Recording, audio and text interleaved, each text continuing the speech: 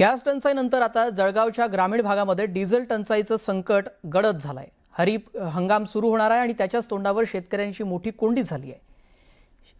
शिरसोली परिसरासह अनेक ग्रामीण भागामध्ये पेट्रोल पंपावर डिझेलचा साठा संपलाय, त्यामुळे शेतकऱ्यांना अक्षरशः हेलपाटे मारावे लागतात। ग्रामीण भागामध्ये सध्या शेत मशागतीची कामं वेगाने सुरू आहेत। ट्रॅक्टर आणि शेती उपकरणांसाठी मोठ्या प्रमाणात डिझेलची आवश्यकता असते, मात्र पंपावर डिझेल नाहीये, त्यामुळे अनेक शेतकऱ्यांना रिकाम्या टाक्यांसह परतावं लागतंय।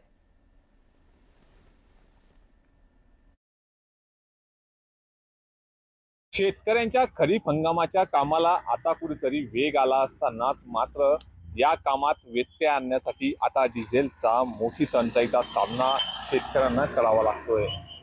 जळगाव शहरासह ग्रामीण भागातील जर बघितलं तर पेट्रोल पंपावरती आता पेट्रोल शिल्लक मुबलक साठा शिल्लक असला तरी डिझेलचा साठा कुठल्याच प्रकारचा या ठिकाणी उपलब्ध नाही आहे।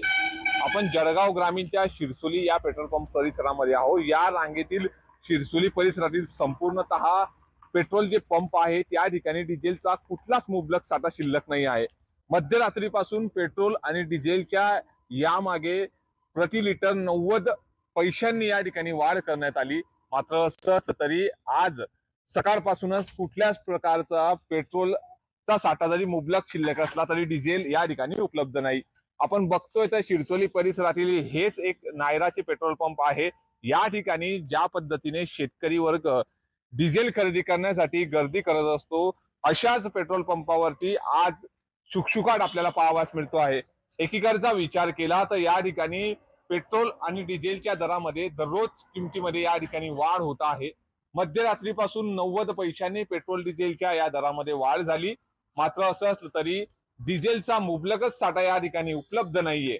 त्यामुळे आता गेल्या काही दिवसांपूर्वी प्रत्येक नागरिकाला ज्या पद्धतीने गॅस टंचाईचा सामना करावा लागला आहे, त्याच पद्धतीने आता बळीराजाला किंवा मोठे वाहनधारकांना या ठिकाणी डिझेल टंचाईचा देखील सामना करावा लागणार आहे। डिझेलच उपलब्ध नसल्यामुळे नेमकी काय परिस्थिती आहे या पेट्रोल पंपावरची? डिझेलचा साठा शिल्लक नाहीये। हा, डिझेल ते एक दिवसात सरून गेलं डिझेल।